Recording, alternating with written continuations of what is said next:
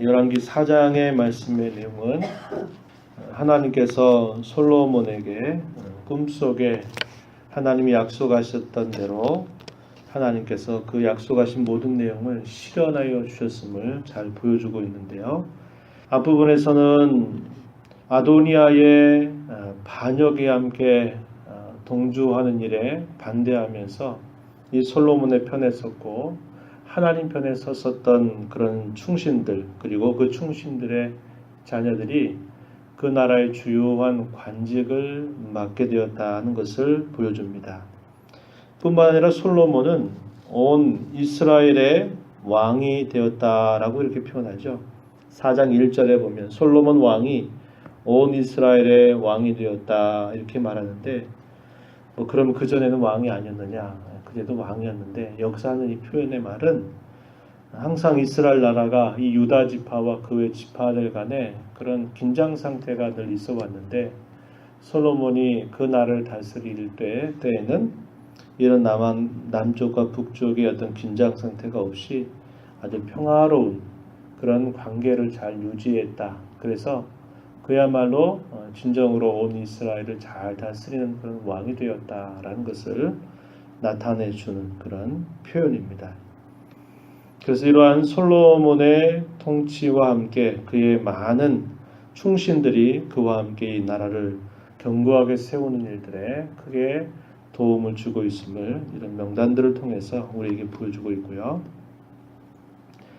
이스라엘 나라를 12관장들을 둠으로써 그들을 통하여서 이 지방을 잘 다스리게 해서 중앙과 그 지방 사이에 이런 좋은 연결관계를 유지하도록 통치체제를 정비하게 됩니다. 1년에 한 달씩을 각이 12지역들이 한 달씩 왕과 왕실을 위해서 양식을 공급하도록 그렇게 명령을 하죠.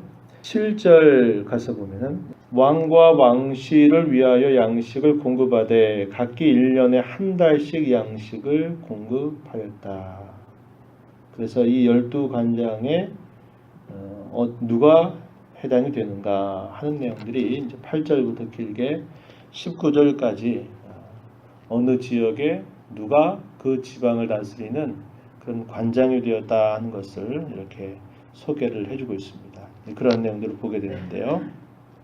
그래서 온 나라 전체가 일사불란하게 이 왕을 중심으로 해서 지방의 모든 관장들이 잘 협력함으로써 견고한 나라를 세워가도록 그렇게 통치 체제를 정비하였음을 이걸 통해서 잘 보여주고 있다는 것입니다.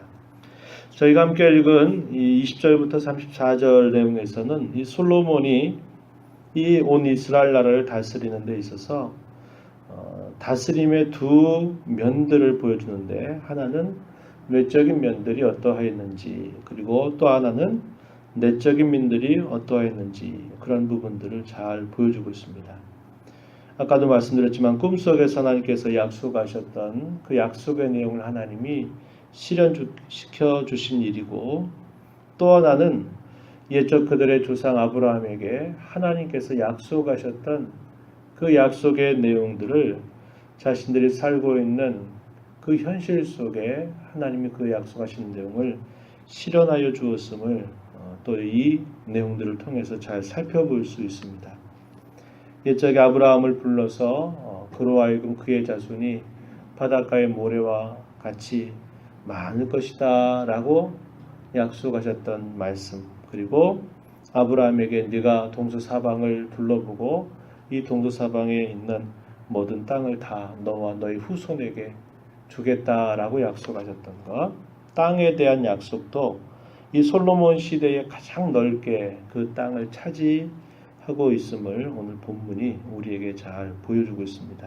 그래서 땅에 대한 약속, 그리고 자손에 대한 그런 약속들이 역사적으로는 가장 잘 실현되고 있는 그런 나라를 이 솔로몬이 다스릴 때 이루었다라는 것을 이걸 통해서 보여주고 있어요. 20절 가서 보면은 유다와 이스라엘의 인구가 바닷가의 모래같이 많게 되매 아브라함에게 약속하셨던 그 내용을 상기시켜 주는 것입니다. 내 자손이 바닷가에 모래같이 많게 하겠다. 또 먹고 마시며 즐거워하였다라는 이런 표현이나 이런 표현들은 그저 잘 먹고 잘 마셨다 그걸 말하는 게 아니라 그 나라가 그만큼 풍요롭고 평화로운 그런 상태가 되었다는 것을 이걸 통해서 보여주는 것입니다. 그리고 21절에 보면은 솔로몬이 그 강에서부터 블레셋 사람의 땅에 이르기까지 애굽 지휘경에 미치기까지의 모든 나라를 다스림으로 솔로몬이 사는 동안에 그 나라들이 조공을 바쳐 섬겼더라. 그만큼 솔로몬이 다스리게 될 때에 그 주변의 모든 민족들과 더불어서 평화를 누리기도 했고 풍족하기도 했고 또 그들로부터 조공을 바칠 만큼 그 나라가 견고하였다라는 것을 보여주고 있습니다. 24절에서는 또 뭐라고 표현하냐면 사방에 둘린 민족과 평화를 누렸다 이렇게 표현하죠. 막강한 군사력도 또 자랑했다는 것을 볼 수 있는데요. 26절에 보면 솔로몬의 병거의 말 외양간이 4만이고 마병이 12,000명이다 이렇게 표현하는 것은 솔로몬이 다스릴 때의 그 군사력이 대단히 강력했다라는 것을 이런 표현들을 통해서 보여주고 있는 것입니다.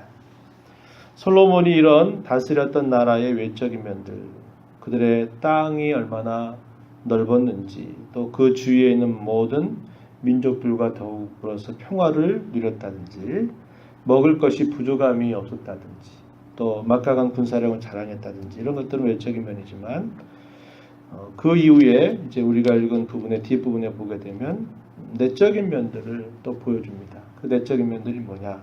하나님께서 그에게 약속하셨던 것처럼 지혜와 총명에 있어서 너보다 앞서서 너보다 더 뛰어난 사람, 네 뒤로 너보다 더 뛰어난 사람이 있지 않을 것이다 라고 하나님이 약속하셨던 것처럼 하나님께서 이 솔로몬에게 지혜와 총명을 심히 많이 주실 뿐만 아니라 넓은 마음을 이 솔로몬에게 주셨다라고 표현합니다. 그래서 그가 가지고 있는 이 지혜에 있어서 그 당대의 어떤 나라의 사람들, 어떤 지혜자들보다도 뛰어났다라고 이렇게 말했고 그에 관한 이 지혜의 소문이 사방의 모든 나라의 그 소문이 들릴 만큼 대단히 지혜로웠다라는 것을 표현해 주고 있습니다. 29절에서 하나님이 솔로몬에게 지혜와 총명을 심히 많이 주시고 또 넓은 마음을 주시되 바닷가에 모래같이 하시니 솔로몬의 지혜가 동족 모든 사람의 지혜와 애굽의 모든 지혜보다 뛰어난지라. 그래서 31절 보면 그의 이름이 사방 모든 나라에 들렸다 이렇게 표현하고요. 그가 했던 그런 내용들에 관하여서는 이렇게 32절 33절에 표현해 줍니다. 잠언 3,000가지를 말하였다. 그의 노래가 1,005편에 해당이 된다. 또 그가 노래하였던 것을 보면 초목에 대하여서 말하기를 레바논의 백향목으로부터 담에 난 우슬초까지 하였고 짐승과 새와 기어다니는 것과 물고기에 대하여 말했다. 오늘날로 말하면 쉽게 말하면 자연, 이 자연과 관계된 모든 일들을 그가 다 논했다라고 말합니다. 우리가 얼마 전에 전도서 말씀을 함께 읽었죠. 그가 인생에 있어서 가치가 무엇인가를 알고자 하여서 그가 많이 수고하였다 이렇게 말하면서 자기가 지혜를 가지고 온갖 것들을 다 궁구하고 알고 자연에 관하여서 다 노래하고 말하였더라. 그러나 그 자체만으로는 인생의 참된 의미가 없었더라. 전도서 1장 2장에서 그 이야기를 했던 것을 우리가 살펴볼 수 있습니다. 그 당시에 거의 모든 이런 학문들을 다 논했다는 거죠. 사람이 인생에 살면서 얻을 수 있는 최고의 지혜와 그 영예를 솔로몬은 그것을 가지고 있었고 뿐만 아니라 그들이 살고 있는 주변의 모든 환경에 대한 그런 소위 말하는 오늘날 자연과학에 해당되는 그런 지식들에 있어서도 이 솔로몬보다 더 많은 것을 논한 사람이 없을 만큼 참으로 그가 잘 이런 모든 면에 있어서 아주 잘하였다라는 것을 표현해 주고 있는 겁니다.